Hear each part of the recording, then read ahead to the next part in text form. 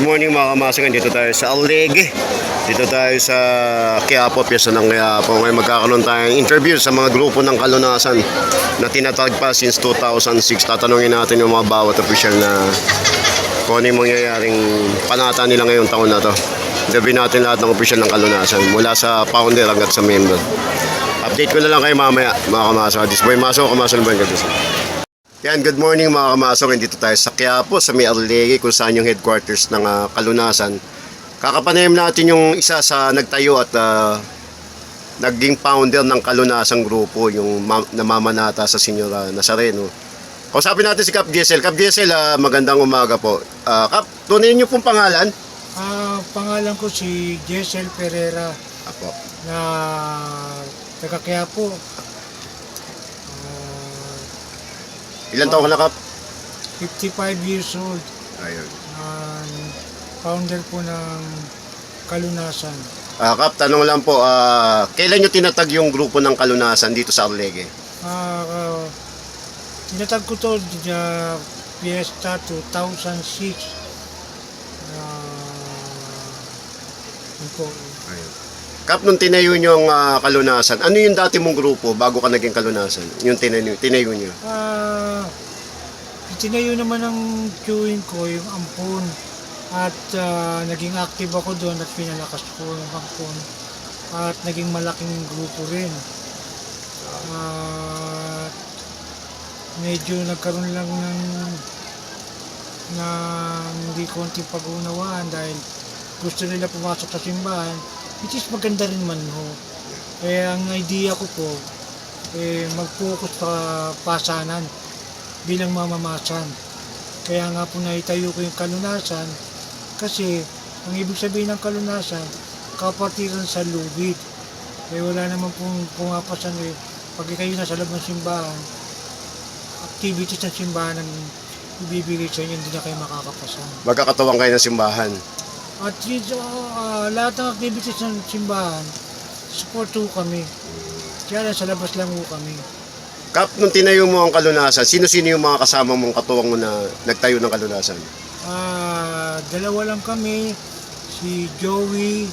Joey. Tapos, Joey Batumbakal. At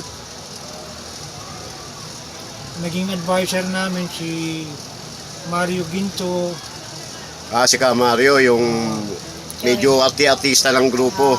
Lahat ng idea na saan po natanggap ang idea ko na kami sa lubid lang papasan, sumama po sa akin para makabuo ng isang grupo.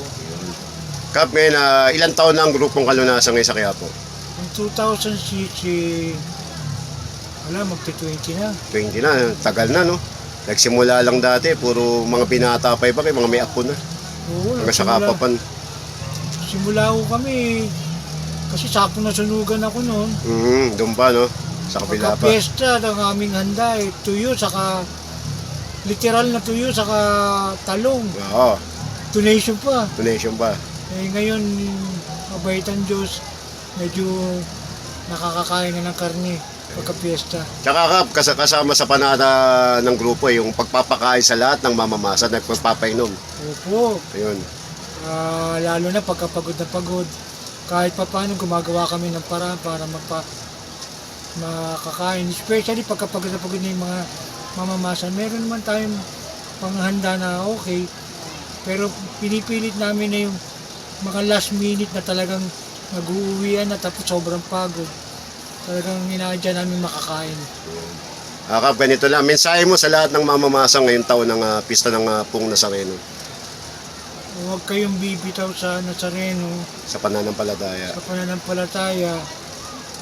Isa siyang bonding, pero makikilala nyo yung mismong nagmimiari ng imahe ng Nazareno. Ayun, Cap, maraming salamat at mabuhay ka, Cap Diesel. Naway lumawig pa yung grupong kalunasan. Salamat. Maraming salamat. God bless po. Pagpalain ka ng Pong Jesus Nazareno. Buhay ka, buhay Maso.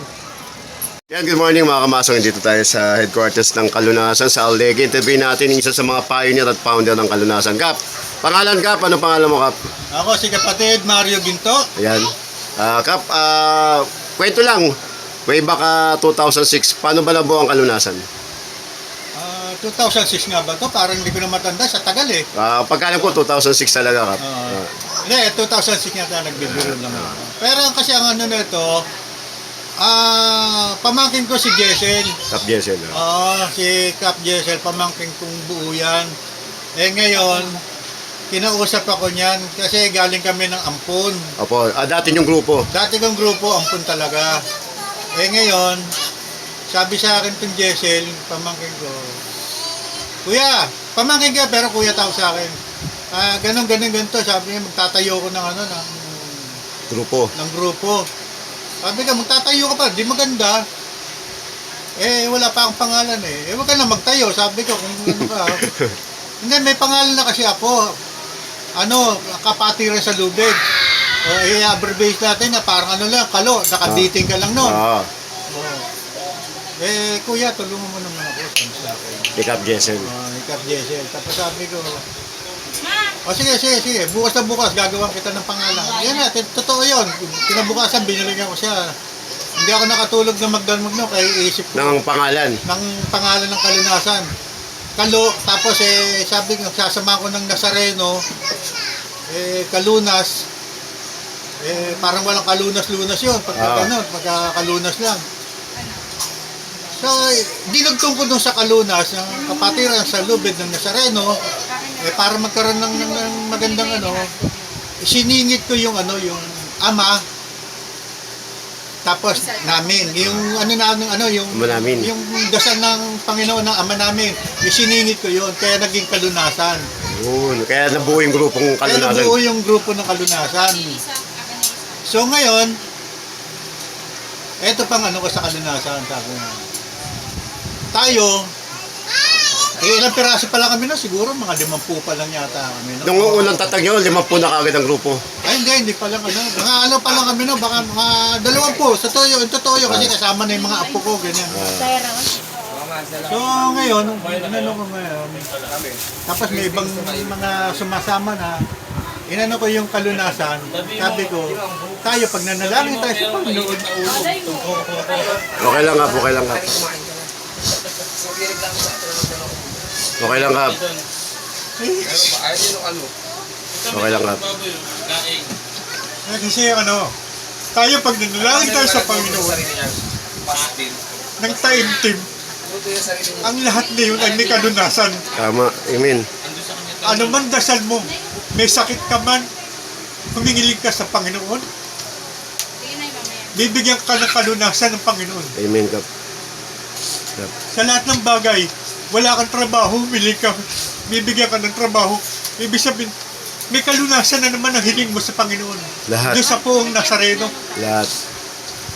Yun ang ang masasabi ko dito sa Kalunasan.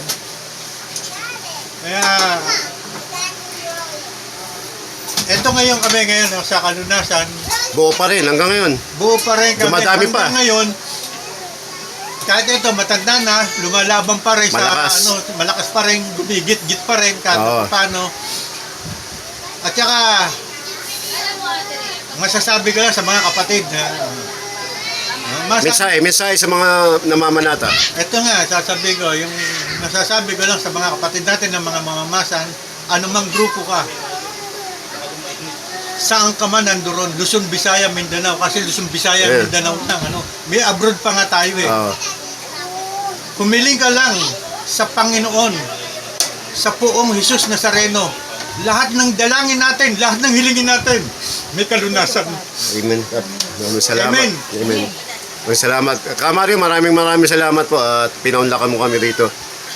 Gagawin ko to para mailaman ng tao na may grupong Kalunasan since 2006 pa. Kasi kala nila puro batang Quiapo lang. Maraming salamat po. Alam mo, ang kalunasan kasi, may Makati, may Pasay, may Tondo, may Malabon, may Caloocan, Nabotas. katulad ko, San Andres ako.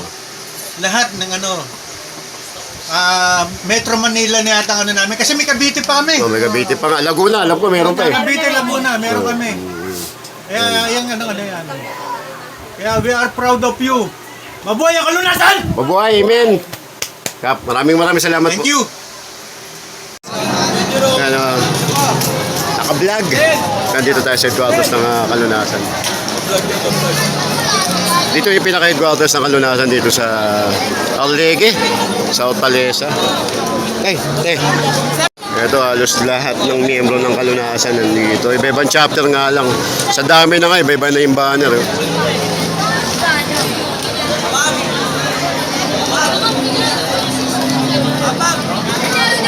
Ayan yung mga banner ng bawat chapter.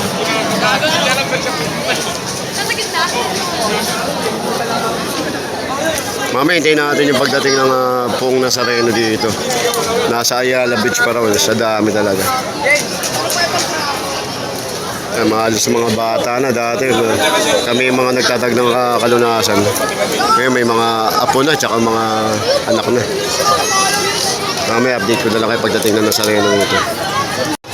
Yan mga kamason, dito pa rin sa headquarters ng Kalunasan na ito. Andito nila sa halos lahat ng miyembro.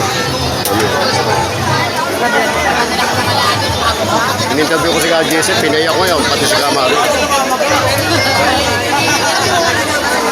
Nandito lahat, opisyales, pioneer member.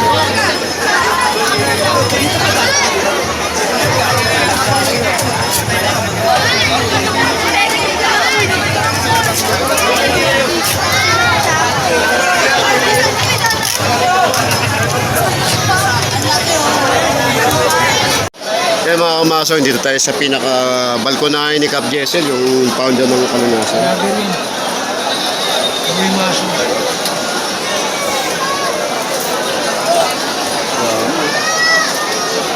Mas dumami ngayon, Cap. Itak mas dumami ngayon. Nakay doon, tingnan mo. Oo. Kaya naman dinakadaan na kaya kaya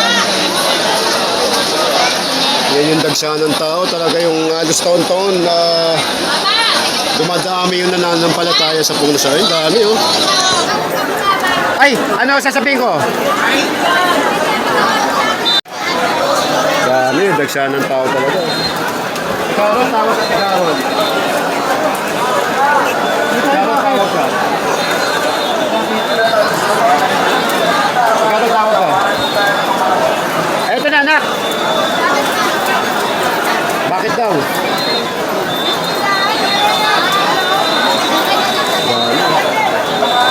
Dagsa talaga yung mga tao. Lahat yan, puro nananampalataya sa Poong Jesus Nazareno.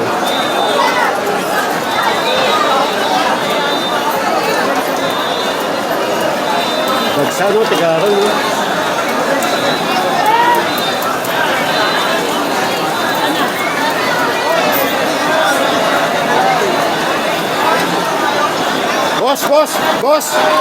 Boss, pakilalayan yung senyor. Yung senyor nasa likod nyo, oh. Alalayan mo yung senyor, oh.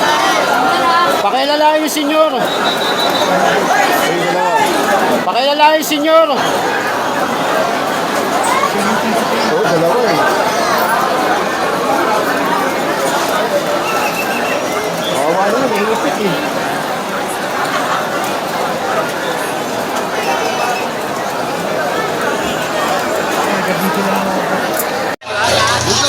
Eh mga kamasong, malapit na raw yung Nazareno, nasa Palangka na raw. Wala ako, punta pa ano?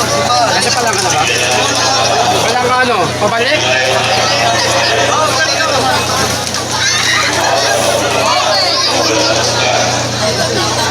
Pabalik, kas ganun. Doy! Doy! May bisita ka raw! Awag ka! May bisita ka!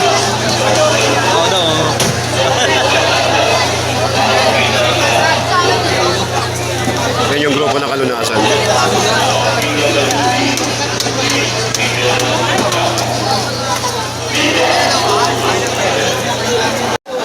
Eh mga kamasok ngayon, parating na yung Senyor Nazareno. Wala na po kayo nadaanan, boss. Balik na lang po kayo, balik. Pabalik na lang po. Lubid na ba yan? Lubid? Oy, mga bata! Yung mga bata, itabi nyo, yung mga bata! Eh, baka maipit yan, yung bata. Yung mga bata! Tayo kayo dyan, kuya. Maipit kayo dyan. Tayo kayo, tayo kayo.